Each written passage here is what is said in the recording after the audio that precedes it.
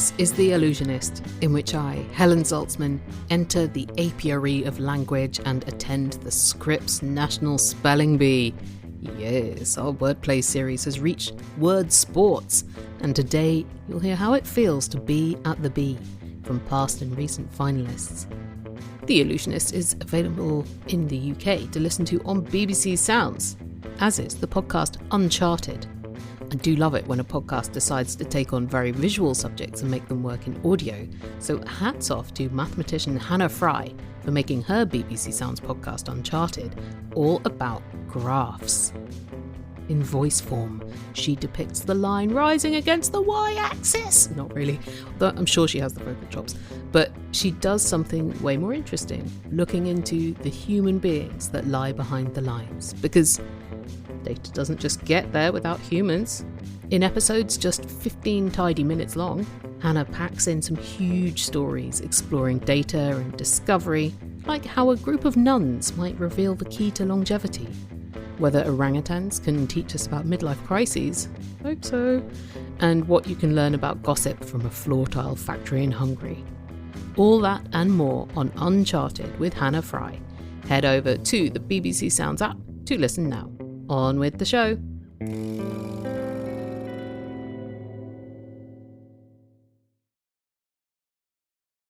The Spelling Bee year begins in September.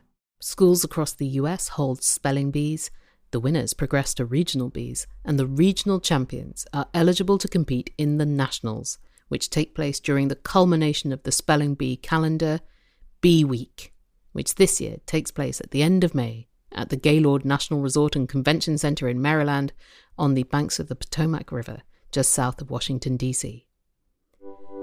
Bee Week starts on Sunday with a social event for the spellers, where they're randomly put into teams of 4 and run around the hotel solving puzzles, like a treasure hunt or big escape room. It does come with material prizes, but the true prize is the kids getting to know each other and making friends and having fun. Then Monday evening is the big opening ceremony, where all this year's contestants paraded in through a big bee-striped tunnel. There are speeches, there are former champions and other bee alums, there are comedy bits with some of the bee staff and current competitors. And then, bright and early on Tuesday morning, the competition starts.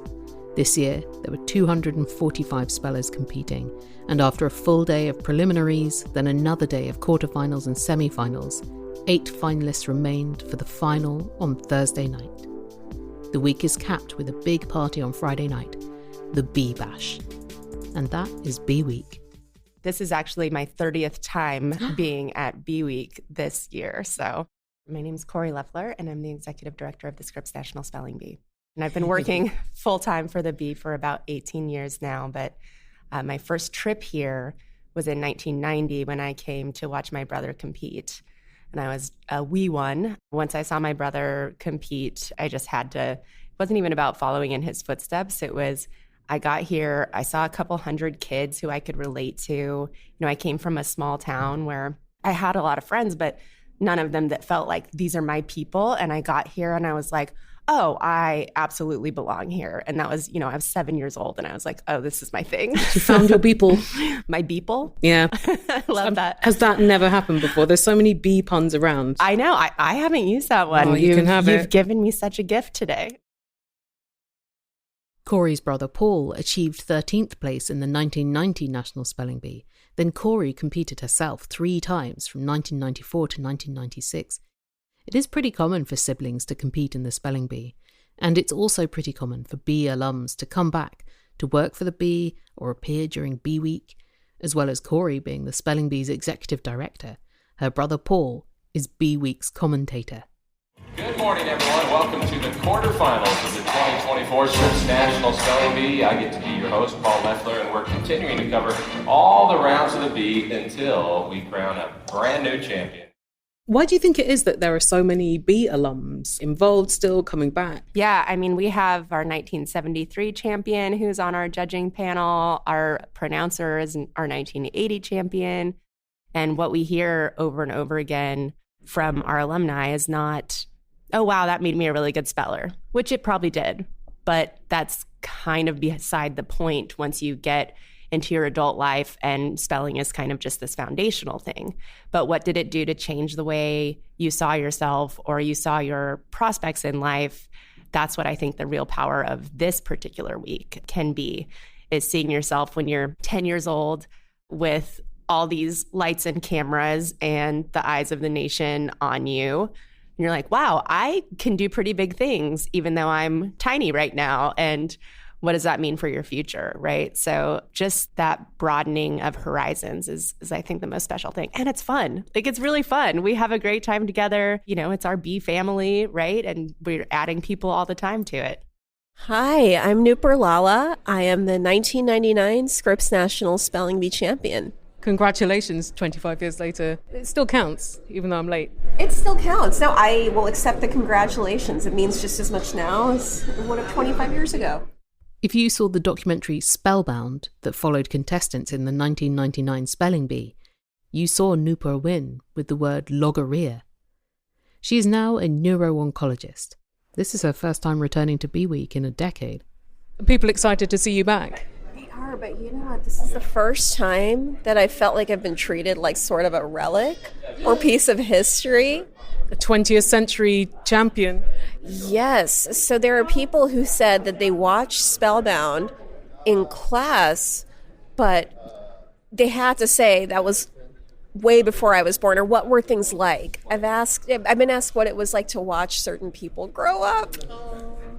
I think it's very funny. Is it ever annoying that people want to talk to you about something you did when you were a teenager and not all the work you've done since then, which sounds pretty important? You know, it's so funny. I think that my career in medicine took so many, I think people who are physicians will relate to this, that while you're doing so much work that's important even to get to practice independently as a doctor, it can feel rather inconsequential because you are a trainee. You are constantly aware of what you don't know. And so I used to be much more touchy about being asked about the spelling bee in my 20s. And now, in my late 30s, I am like, yes, ask me about something I felt good at and that I can actually show with a credential that I'm pretty good at. In fact, I feel like I can speak with more confidence and expertise about the bee than brain tumors, because let's be real, we don't know what we're doing with half of brain tumors anyway. Whenever I come back to the spelling bee is when I realize like why I did this. It is, to me, great fun, and I think for all the people here. It's something that takes a lot of focus, and it's also a niche interest. It felt like, I would study for school, then I'd study my spelling, and I was completely absorbed, and it didn't bother me. But then I also wasn't hanging out with friends or doing other things like that were as fun as much. My friends were very supportive, but a little bemused as to what would spur me to study spelling instead of going to the mall or the movies. I think people who've done it understand what motivates you. This was a transformative experience for me at a very formative age. And I want to make sure that experience stays as good as it was for me and also continues to grow. Do you remember in what ways it was transformative for you at the time? I think it was that recognition, especially coming from a small town, rural town, that there were other kids that were like me and interested in the same types of things. I think that was very revelatory for me and made me realize if I keep getting out from where I'm from, which is also a wonderful place, but I'll be able to have even richer experiences in life. And I think words themselves did that for me too. So learning all these words made me so curious about different parts of the world, different fields of study, especially different foods that I had never had the opportunity to try, just like reading the dictionary, I was expanding my horizons in all kinds of ways. But competing at a national level, especially in such a high profile way, made me believe I could pretty much do anything. And what I decided I wanted to do was help other kids feel that way. Do you feel like it's got more difficult since your era? Oh, absolutely. I think a big part of it is the internet is an incredible force for good in some ways. And in one way, I think it made the study of spelling much more egalitarian. So now you have this field in which people can study many more words correctly. You don't have to rely on a human pronouncer. You can have a program that does it for you. You can have Zoom coaching. Just the resources at hand and that have resulted as a function of the internet have made this field much, much, much more prepared. I think that's been the part that has been most fascinating to me among Gen Z spellers, that their idea of how to prepare for an event where the knowledge base required is so vast is incomprehensible without internet. There's no lower age limit for contestants, but there is an upper one. They can't be older than 15 or be beyond 8th grade in school as of 31st of August the year before B-Week. Several contestants, or their parents, mentioned that they train for 10 hours a day to prepare for the nationals. Was it stressful for you? And how do you feel about the kind of stress that a lot of the contestants feel or put themselves under to practice? I never did that. I never did 10, but yes, I really had a lot of fun with it. I was talking to my brother yesterday, actually. He was saying that my mom used to bribe him to study with baseball cards.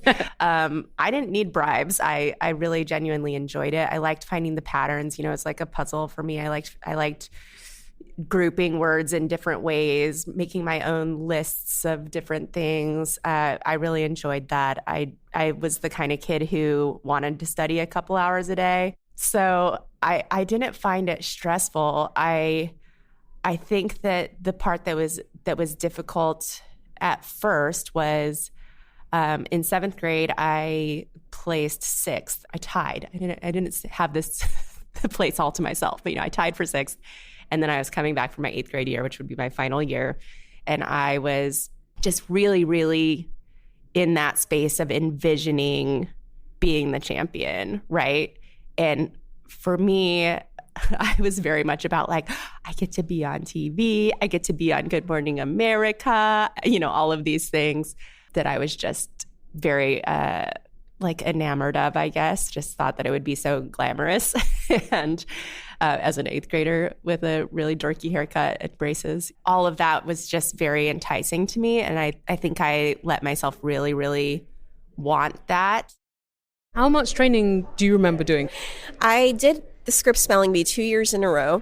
The first year, I had no experience. I made it to the national finals and got out in the 3rd round. Back then, there used to be 2 days of spelling, so that was called a preliminary day. And I would say I was probably studying a good 2 hours per day.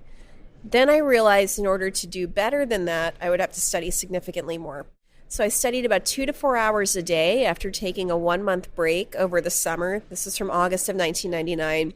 And then once I got to nationals, I spent anywhere from 4 to 6 hours a day until about 3 weeks before the competition. And then I ratcheted it up to about 8 hours a day. Wow. What motivated you to be so diligent?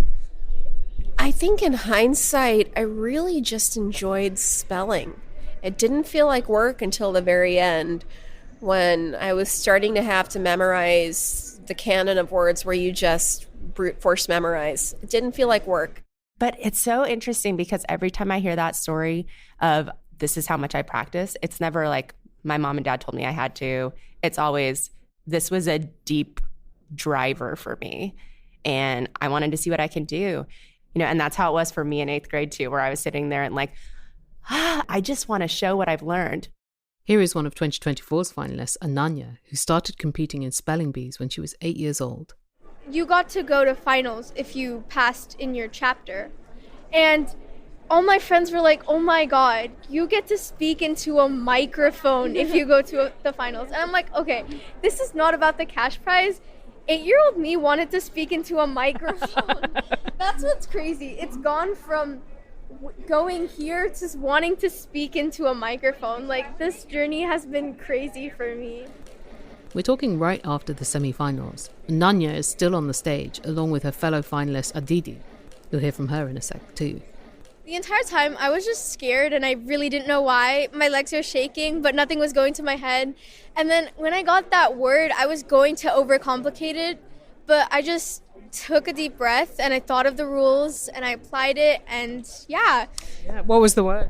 It was Rusa, it's a Hindi word, and yeah, I was going to put ROUSA, but I'm like, okay, let's not complicate this. And then when Judge Brooks said that is correct, it was crazy. I didn't know what to say. This is actually my first time in finals, and I've never made it to semis. Yeah, me too. Same here, because I competed last year, and the furthest I got was quarterfinals. So this has just been such like a big jump for me, and I'm really happy for like all the hard work I've put in so far. I feel like getting to that goal that because I've been super excited for the National Spelling Bee since I was like really young. I only started like competing in any kind of spelling bee since like 5th grade, but just like knowing that I've been able to like attain a level that I only dreamed about, like that's incredible. My name is YY and I'm from Hartsdale, New York. And you're a finalist. Yeah. Congratulations. Thank you. How are you feeling? This has been a really long day. Surprised, happy, maybe a bit shocked, and just like, yeah. Who's with you? Have you got family with you? My dad, my mom, and my grandma. How are they doing? Because it's stressful to watch you all go through this. Now, I'm supposed to just get to quarterfinals, and that was good enough for them. So me getting to finals is already like, whoa. I'm Rishab Shaha. I'm a speller from Merced, and I'm an 8th grader. And you're a finalist? And I'm a finalist. Actually, this is my first year here, and it's also my last, so it's definitely an interesting experience for sure.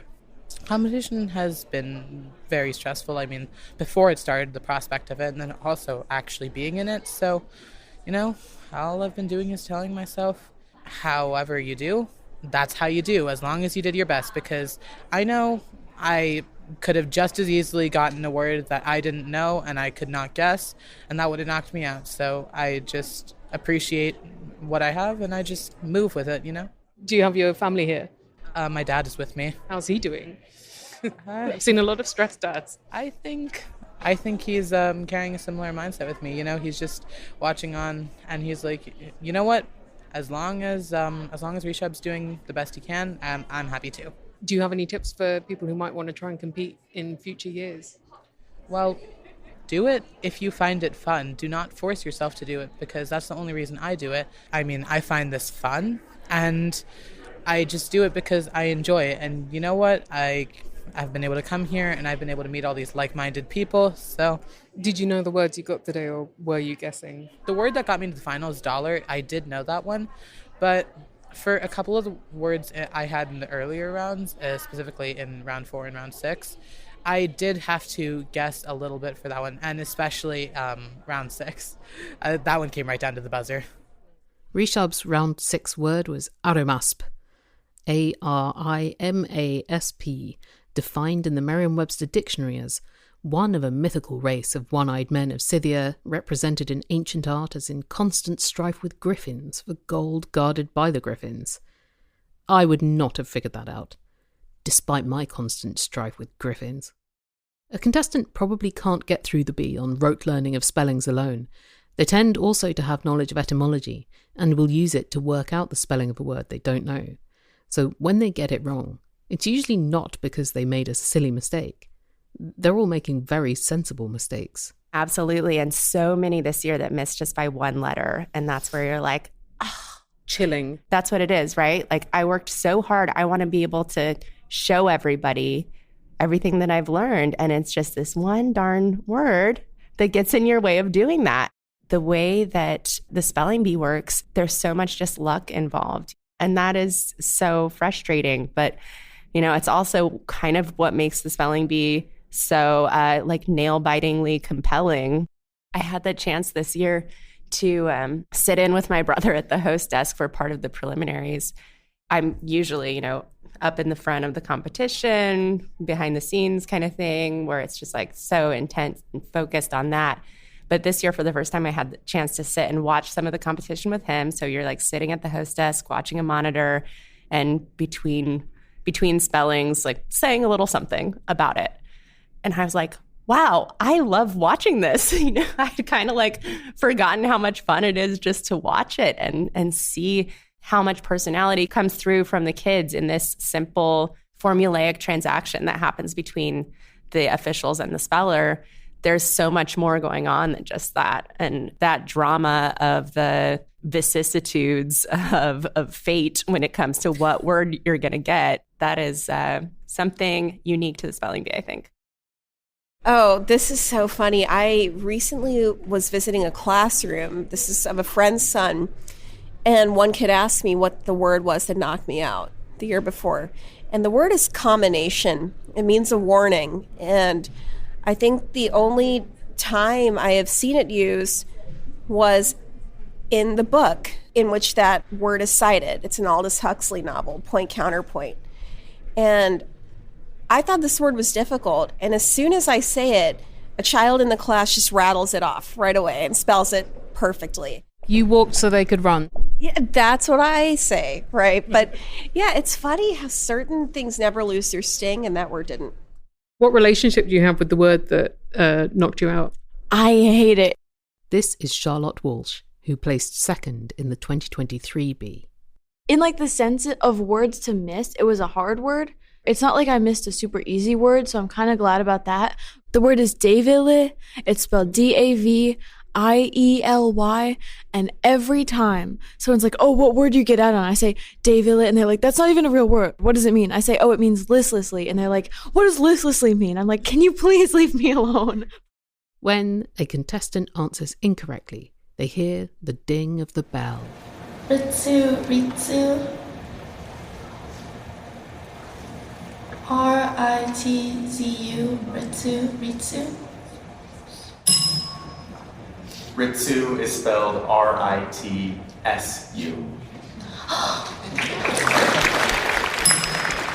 Hamartoma is spelled H-A-M-A-R-T-O-M. Sembradoris is spelled... You know what? It is still ever so slightly triggering. Over time, it has lost its resonance, no pun intended, a little bit. But yeah, it's still hard to hear. One time I was out in public and someone played the sound. I actually jumped. I was like, whoa, what did I get wrong? Wow, so you need like a desensitization exercise for bells. I hate that sound, but I would want to be in charge of ringing it. I don't know why. I feel like it would be a really fun job. I would love to bring a bell and just like anytime someone annoys me, I'm like, ding, goodbye. I asked 2024 finalists Aditi and Ananya about how they had felt in previous years when they got knocked out of the competition. Honestly, to say the least, like, I'm not even going to sugarcoat it, terrible. Yeah, because the sound of the bell is such a hard thing to hear. Just like the disappointment of hearing the bell is a lot. So yeah, I was pretty disappointed last year. Yeah, I was, okay, like, I feel like I studied more. I made sure that I would not hear that bell again. Whenever I heard that bell, I would just go straight to crying. But now whenever I hear a bell, it's just more mellowed. I don't start bursting out into tears because I know that there's always like another chance that's coming out for you. Yeah. So a bell, that's why it's a bell and not a buzzer. It's not loud. It's just a small ding to remind you that it's not the end of the world. I ended up really flaming out my 8th grade year. I got out in the second round on the word dispel, which probably you wrote in an email a couple days ago, right? Like, this is just a common word.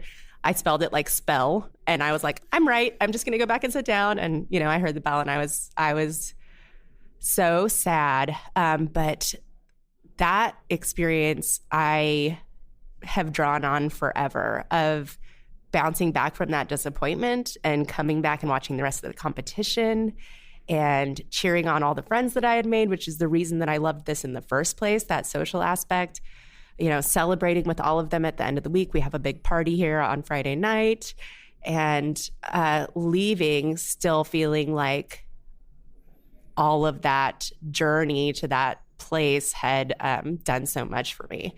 And you know, we talk about resilience a lot now. I don't think we talked about it back then, really, in the mid-90s. No. It was just get through by suppressing your feelings. Right, exactly. What could go wrong?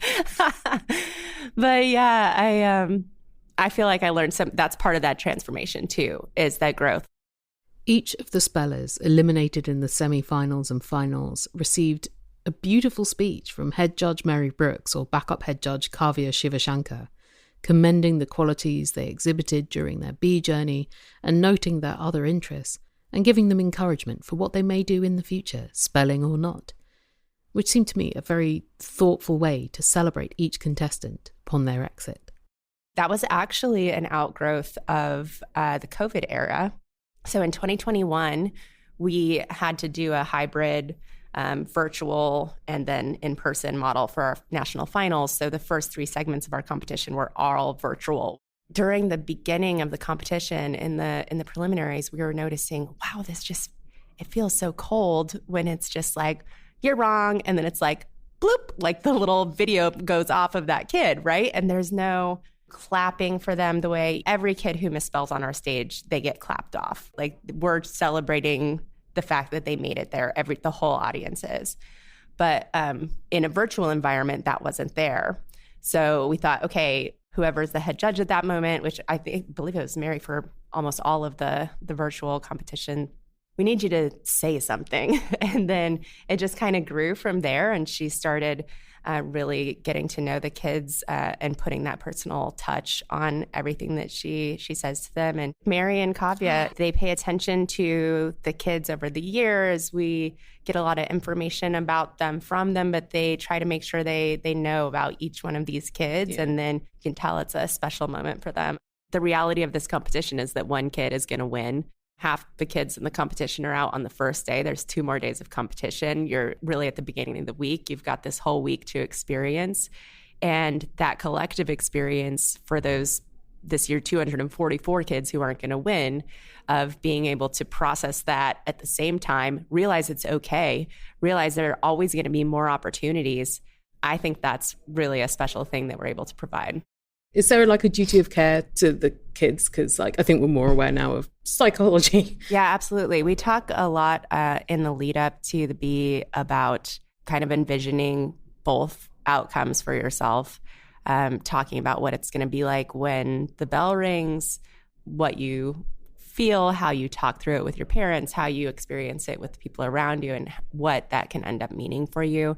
We try to have our alums every year too contribute to that series of communications. So the kids who competed the previous year coming back and sharing their experiences to help them in the lead up. I actually have had multiple conversations with multiple different outlets about kind of mental fitness training and also just the social emotional learning aspect of all of this. We don't have a formal program for it yet, but it's on my to-do list. Especially as I get older and, I come back to this event that had so much meaning for my family when we were all a lot younger. I think seeing how all of this takes a village, right? That every kid here, there was somebody supporting along the way. That feels more meaningful now than it ever did. Or not, it's always been meaningful, but I think that has been more apparent to me coming back. The contestants' support for each other was also on display. Whenever one completed their turn, if they succeeded, they returned to their seat on stage, and if they're eliminated, they walk off stage. The other spellers would high-five them as they passed. For me, actually, it's kind of my substitute for a good luck charm. I feel like displaying that kind of sportsmanship will, in turn, help me out and make my mindset a little better, if nothing else. So I just feel like that helps me in the Bee. Yeah, I think the empathy that's involved in the spelling bee, like putting yourself in other people's shoes, because my heart hurts for people that end up having to hear the bell. I'm always really happy and excited for people that are still moving through. And I think the thing is, your enemy is a dictionary. We all hate the dictionary, not each other. So that's really important. And the dictionary doesn't even know you hate it, so you're not hurting the dictionary either. Yeah. You're hurting an inanimate object, which means that doesn't really convey any emotions. I really love seeing the kids being so supportive of each other on the stage. Did you have that vibe in your cohort?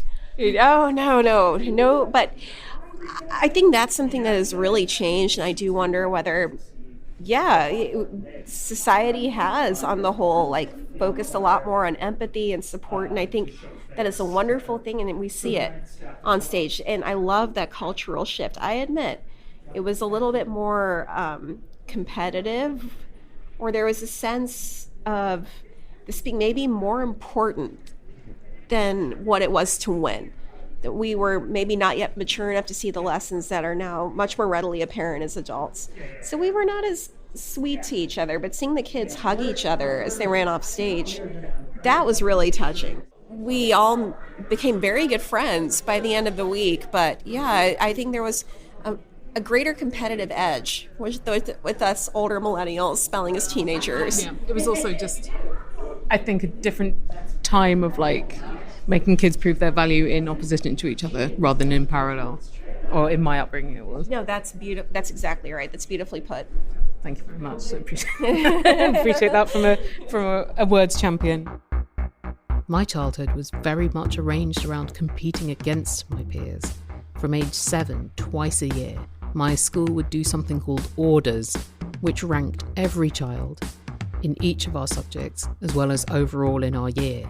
So our value was very much defined as relative to that of our competitors, and the results determined for the next 6 months how worthy I was of my parents' love. Before coming to the spelling bee, I was worried about kids being in such an intense competition. It is televised, there are big prizes at stake, they have to invest so much time and effort. But it makes all the difference that they're not competing with each other. The success or failure of a speller is not contingent on that of another. I think what I've really tried to do in my time with the bee, and especially in the last 2 years, is examine the week from the lens of, obviously we have this competition to do, obviously we have this, multi-million-dollar broadcast to make as well, which is a lot, and we have to focus on that. But how do we also make sure we're really focusing on the experience of every single speller and making sure that they're having a fun and transformative week too? So it's not just about what you see out there in the world, it's about what happens here. And I like to emphasize with my staff, which we have about 100 people who work this event during the week, is the most memorable thing for these kids is going to be the connections that you make with them, that you talk to them like real people, get to know them, find out what's so unique about them, and that makes the experience better for the kid and better for you. And all of those personal touches, that's what I'm really passionate about, continuing to change. As a child, to be treated with respect and afforded gravitas? Yeah, I would have memorized a dictionary to get that. When someone wins the spelling bee, they can't compete again, so they really do go out of their spelling careers on a high. It's funny, the day after I won, one would think that would be the single happiest day of my life, and it was until that point, but there was also this sinking feeling where I was wondering, what would I do with my time? And that dissipated quite quickly because high school was on the horizon. But yeah, it's something where maybe that was the first time I experienced what would be called now as existential dread. Like, how long did it take to feel reconciled to that? Maybe this reflects a lack of depth, but I think in about a week or so, I had moved on to envisioning high school. I also think at the time, we were actually preparing to move across states. And so I think that there were other challenges that were imminent that distracted me. I'm Dev Shaw. I'm the 2023 Scripps National Spelling Bee champion. To be honest, I've been sad for a year because really I used to spend, some days I would spend 8-10 hours. It was a lot of work and I enjoyed it, but at the same time it felt at times really stressful, and I took a lot of it for granted, and I have all this time and I feel like in a sense worthless. I know that's kind of weird that I'm a spelling bee champion, but you realize that spelling's not going to last forever. And this one thing that you took for granted from 2nd to 8th grade is more than a chapter, not your life. So it's hard to differentiate between what you do and who you are. That is a lot to take on at your age, particularly. I mean, most spellers are mature, right? I'm not sure if most spellers are mature or if being in spelling bees helps you mature. But by the time that people come out of spelling in 8th grade, they're definitely changed people. Like the 8th graders I know this year who are recently retired spellers or about to retire tomorrow have changed so much since I've known them. I think spelling is kind of a transformative experience in that way. I'm talking with Deb and Charlotte Walsh together the night before this year's finals, They're very close friends since placing first and second in the 2023 Spelling Bee. So, do you like go through what I'm going through though? I don't know what you mean. Just you have all this spelling time and then now it's gone. Yeah, I dealt with that a lot over the summer, but I've been filling my time up pretty well. I had a lot of responsibilities to take on my 8th grade year. In addition to spelling, my 8th grade year, so my last year of middle school, my parents decided that I should do 3 AP exams and test for my black belt and also get confirmed in the Catholic Church. And so at first I was nervous about what to do with my spelling time, and I felt that there was a lot of time left, but I was able to fill it up pretty quickly with a lot of other stuff to do, which I guess is a blessing and a curse. But what you seem to be saying, Dev, is like, who am I now that I'm no longer an active speller? Like, I might be a champion, but I'm not doing the thing anymore. Exactly. I just I see a lot of people in high school, and spellers are a special group of people. From 2nd to 8th grade, at least that's how it goes for a lot of spellers. They add purpose, and not a lot of kids have that. I took all of the time for granted, all the preparation, all these Bs. I never knew it was going to end. This is my study schedule. Like, I'm doing these words then, I'm doing these then, and once I get through that, I have to do this. And then all of a sudden, like just randomly on a Thursday night, you don't have to do it anymore ever. But then again, do you feel sad? I feel like you're a bit excited about it. I am sad about it because spelling was a really important part of who I am, but I am thankful for the extra time in a way, because I think that spelling doesn't necessarily have to end when you finish scripts. There's a lot of ways to still be involved with the community, which is why it's not super heartbreaking for me, is because I know I can come back and I have connections that will last me a while. That's true. It's not the same though. Like, we were talking about this when we saw the spellers, the semifinals. We were like, that was us last year when we saw the stage. But I have to be honest, I'm kind of glad that I don't really have to go through any of the failures again. Right, you don't have to prove yourself. I mean, I never really saw it as proving myself in the last year. We were just having fun as well with like a lot I of was people. a little bit nervous. I was nervous too. I was nervous too, for sure. I think a lot of people don't realize how scary it is. And sitting in the audience today, I kind of realized that, because it looked a lot less scary from the audience than it does when you're actually there. But when you're on stage, the lights are so bright and there's a whole like pit full of cameras pointed up at you, and you can hear them clicking every time you like say a letter.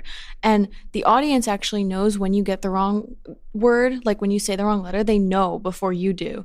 And so it's so much more stressful to actually be there than it like looks. So it's a lot of pressure. I remember even if I spelled correctly, I would go back to my chair and my legs would just shake uncontrollably. And it's so bright. It's so bright on stage. They need it for good lighting, and it looks beautiful on camera, but it is so bright and it's so overwhelming. I mean, I kind of like it because it only puts Dr. Bailey into perspective when we think about it. Dr. Jacques Bailey is the head pronouncer who delivers the words to the spellers. He sits with the judges and other Bee officials in an enclosure in front of the audience, facing the contestants on stage. It's only a pronunciation. But that's scary. That's true. That's why it's scary. Would you rather want 1,000 people looking at you or just one person? There are 1,000 people looking at me. I just can't see them back. What motivated the two of you to, work so hard to achieve this objective? Like, what were the things driving you to do that? Two things in general: the community. Everyone here is just so supportive. And the second thing, passion. A lot of people don't realize spelling words is much more than spelling. Right, Charlotte? Right. Spelling words is so much fun when you realize that you have a great community behind you and you just have like a love for learning and making connections.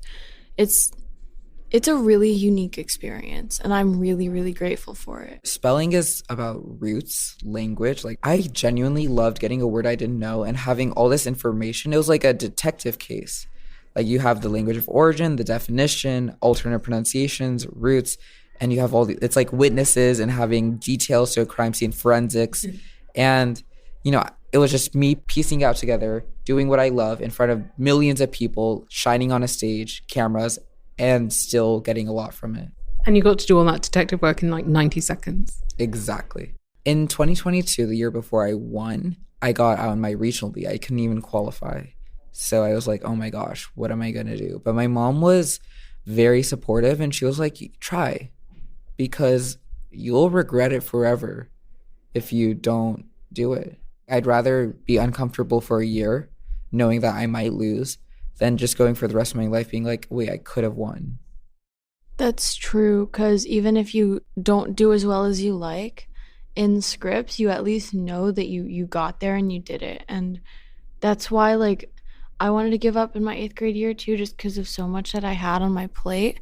But I realized that I would definitely regret it because I would never know how I would have done. Each of the finalists receives some prize money from the Scripps Spelling Bee, the amount rising the higher they are placed. The runner-up gets $25,000. The champion gets $50,000, plus other money and prizes from some of the Bee's partner organizations. Was the prize money important? It really wasn't important at all. I didn't even think about it. I mean, I didn't think I was going to make it as far as I did, but I didn't.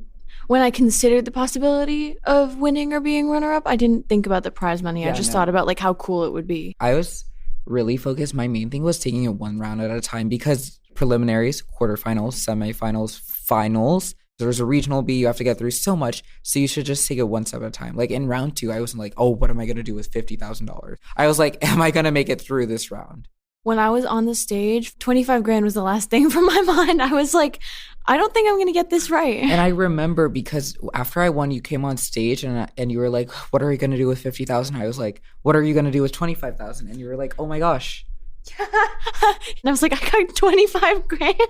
We were like shocked about it. We were shocked. It was a fever dream. It was a really good fever dream. Does it still feel like that? Yeah, this one feels like a lucid dream. This one's weird. We're supposed to be on stage, first of all. When you think about it, could you really do the spelling bee again right now? Honestly, probably not. Like, I know we're reminiscing about it, and like, I would love to relive the finals of last year, or like, you know, all last year. I'd love to relive it, but I don't know if I could even do it again right now. There's a reason why it doesn't carry into high school as much as people would like it to. There's a reason why it doesn't. There's a lot to do in high school.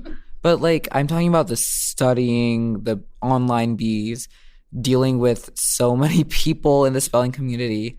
Like, could we do that again with another thing right now? I don't know. I guess it depends on the thing. I mean, we were passionate about spelling. I'm sure we could be passionate about something else. It really just depends. I think that we definitely could find a purpose. There's a lot of things to get excited about. I think that I could definitely like be passionate and carry that same sense of passion and purpose into something else. It's what I dreamed of. I always dreamed of getting rid of spelling, but then I don't want to now. I think the biggest thing is that after being the top at something, now we're at ground zero and we're like, we have to start over. Have you warned any of them the day after the final you might be feeling this void? I don't know if you could even warn someone about that, because you warned them. I was warned about it. No one told me. I faced all of this. No, they were like, oh, you're going to graduate and there's going to be this void. I did not believe them. I was like, no way. But like, it hit me so hard because I was like in all this media. So I was like caught up in the moment. And then suddenly after 2 months, it dies down, right? You're like, wait, what?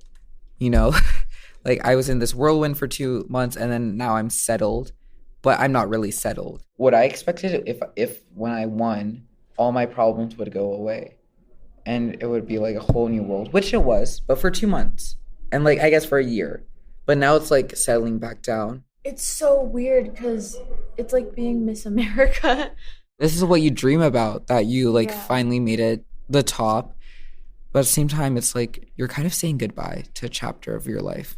But then you get another one, a different one. That's true. And, you know, the hardest part, though, is because for so long I had this sense of purpose and a sense of purpose. And without those two, you're like, is this meaningless? But you also might need longer than a year to find that. By the way. Are there things that you enjoy doing even if you're not very good at them? Are you able to allow yourself to do things that you're mediocre at? I need to get better at that. Like, I started taking voice lessons this year because I've been really interested in singing my whole life, but I'm not very good at it. I like always come home from voice lessons and I was like, I am so bad at this. there's no reason to do it. But there is a reason to do it. It's because it's fun and I actually like enjoy it, even though I'm a terrible singer and you're never going to catch me singing anything.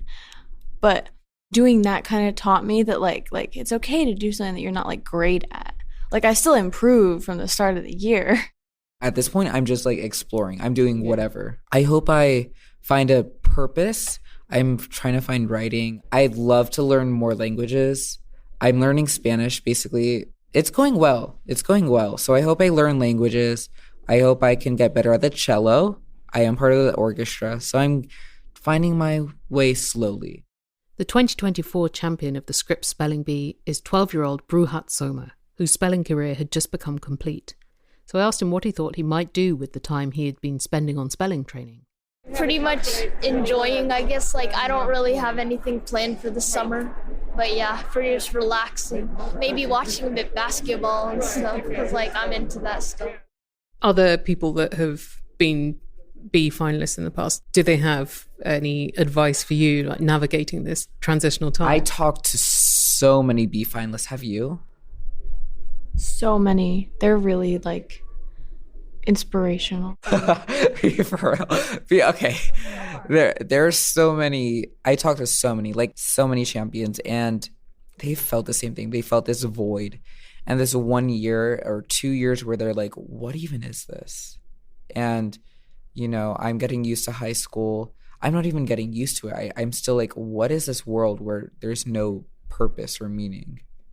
And I hope I find it, but it's important to realize that even if I do find another purpose, that doesn't mean I'm going to know who I am. But I think like to anyone else who's going through the same thing, it's important not to get caught up on not knowing who you are, because no one really knows who they are.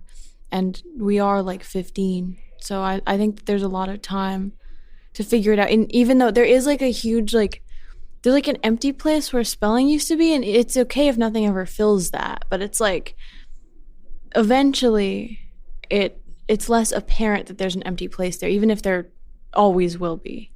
I got runner-up, and now I'm challenging myself to do something even cooler, because I don't want to peak in 8th grade. Yeah. I want to keep getting like awesome, and I want to have a lot of things to look back on, not just this. That's so true. And you shouldn't be afraid of failure. Like, I feel like I was afraid of failure. Failure is going to happen, but you shouldn't be afraid of it, you know? I wanted Nupur Lala's take on this, with her win now 25 years behind her. You get really good at a thing that doesn't necessarily directly become something you do in your adult life, but does have resonance and impact on your adult life. Like, how do you feel that your excellence at spelling has informed your adulthood or been useful at all? I think of late, it sort of helped me realize something that I was chasing throughout my adult life that I feel like very recently I have found. What the Spelling Bee also gave me, aside from getting to study language at that depth, which I loved, was this opportunity to solve puzzles that require both a high level of base knowledge, but also pattern recognition, and sometimes just intuition when you're spelling at a mic. Because if there's one competition that I've seen that really tests the limits of human memory, it is the Spelling Bee.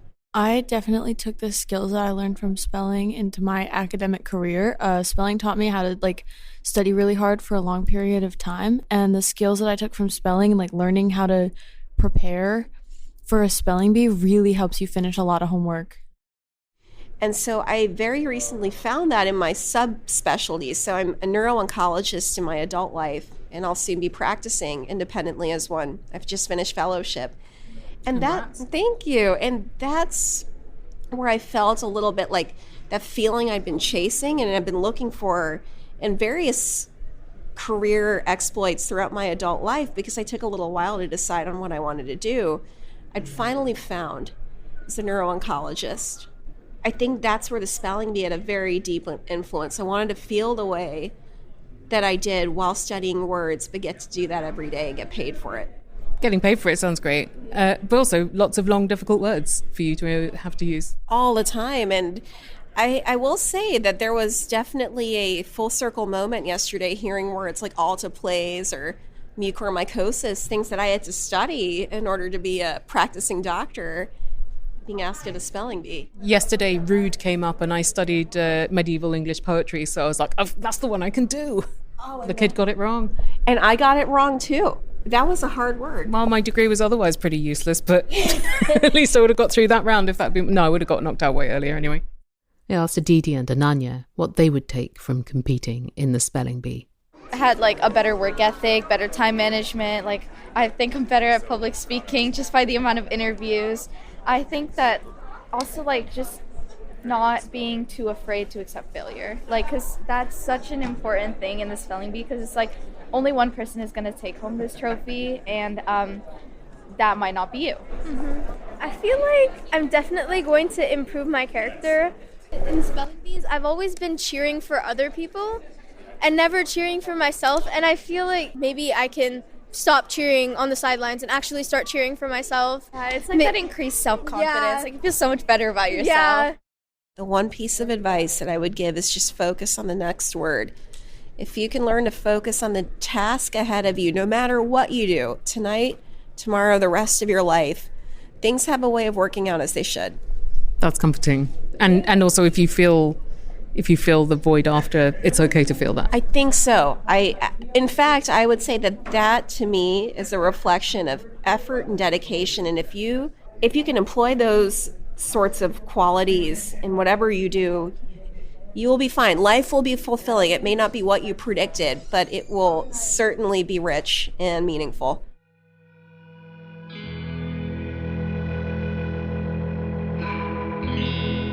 Something that was fun for me specifically about watching the spelling bee is that I knew a few of the words because they had come up as our randomly selected words from the dictionary. So pay attention and file these away for future spelling sports. Your randomly selected word from the dictionary today is Anserine. In spelling bee parlance, can I get all the information please? Anserine, adjective, of or like a goose. Anserine. Anserine. Try using it in an email today. In order of appearance, you heard from Corey Leffler, Nupur Lala, Ananya Prasanna, Aditi Muthakumar, YY Liang, Rishabh Saha, Charlotte Walsh, Dev Shah, and Bruhat Soma. Thanks also to Becca McCarter, Ben Zimmer, and Jane Solomon. There should be more Spelling Bee next episode. This episode was produced by me, Helen Zaltzman. The music is by Martin Austwick of palebirdmusic.com. Our ad partner is Multitude. If you want to advertise on this show and hear me come up with an original ad for your product every time that people often don't skip, they listen to by choice, yeah, the power. Contact Multitude at multitude.productions/ads. And you can hear or read every episode, get links to more information about the topics, and see the full dictionary entries for the randomly selected words and links to upcoming events, and become a member of the Illusiverse to read my BCAPs and get other perks, all at the show's forever home, theillusionist.org.